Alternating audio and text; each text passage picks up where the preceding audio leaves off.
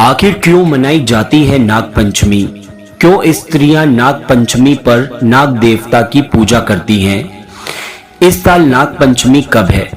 आज इस वीडियो में आपको नाग पंचमी की वह कथा सुनने को मिलेगी जिसे आपको यह पता चलेगा कि आखिर नाग पंचमी, जिसे भैया पंचमी भी कहते हैं, मनाने का क्या कारण है। ये जो कथा आज मैं आपको सुनाने जा रहा हूँ, यह सुनने से और पढ़ने से कुंडली में सर्प दोष खत्म हो जाता है, जीवन में सौभाग्य जागृत होता है।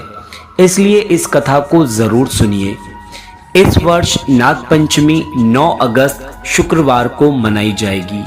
नाग पंचमी के दिन पूजा का सही समय शाम 5:47 बजे से रात 8:27 बजे तक है। नाग पंचमी की पूजा में नाग पंचमी की कथा पढ़ना बहुत शुभ माना जाता है। ऐसा कहा जाता है कि इस कथा को पढ़े बिना नाग पंचमी की पूजा अधूरी रह जाती है। तो कथा सुनिए, लेकिन उससे पहले कमेंट बॉक्स में जय नाग देवता जरूर लिख दीजिए और चैनल को सब्सक्राइब जरूर कर लीजिए। आइए वह पावन कथा सुनते हैं। प्राचीन काल में एक सेठ जी के 7 पुत्र थे और 7 के विवाह हो चुके थे। सबसे छोटे पुत्र की पत्नी श्रेष्ठ चरित्र की और सुशील थी, लेकिन उसका कोई भाई नहीं था। एक दिन उस घर की बड़ी बहू ने घर लीपने के लिए पीली मिट्टी लाने के लिए सभी बहुओं को साथ चलने को कहा, तो सभी एक साथ डलिया और खुरपी लेकर मिट्टी खोदने के लिए निकल पड़ी।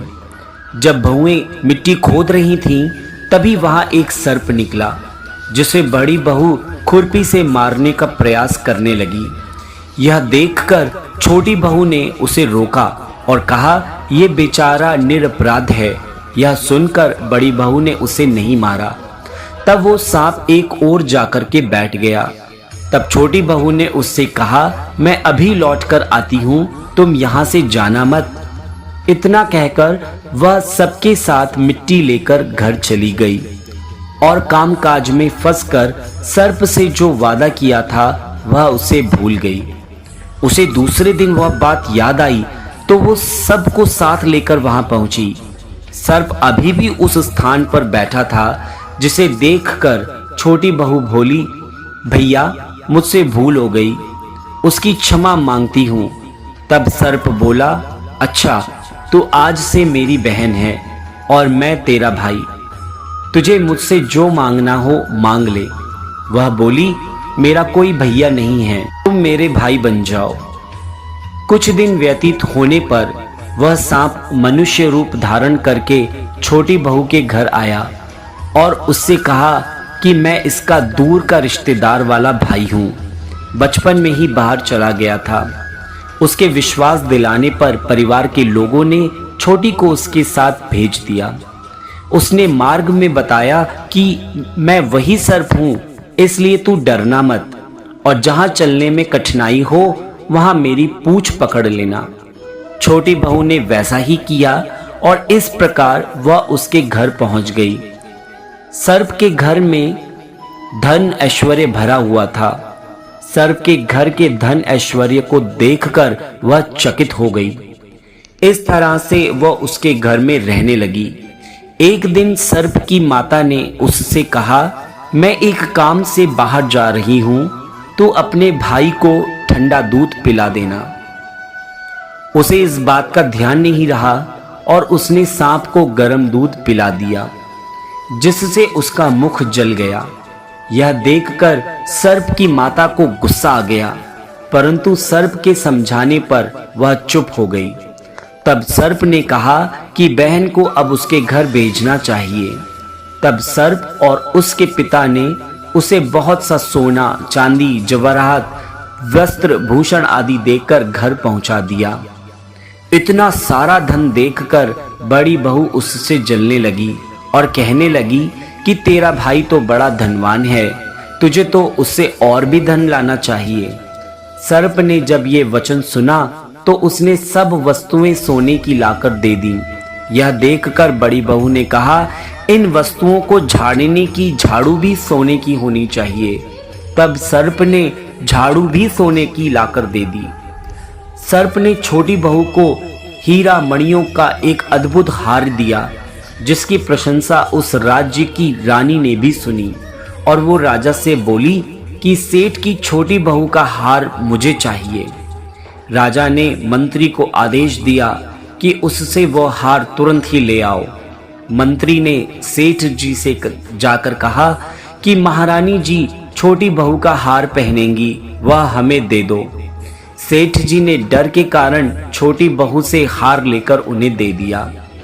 छोटी बहू को ये बात बहुत बुरी लगी। उसने अपने सांप भाई को याद किया और उससे प्रार्थना की, भैया रानी ने हार छीन लिया है, तुम कुछ ऐसा करो कि जैसी ही रानी वो हार पहने वह सर्प बन जाए, और जब वह मुझे लौटा दे तब वो हार हीरों और मणियों का हो जाए। सर्प ने ठीक वैसा ही किया।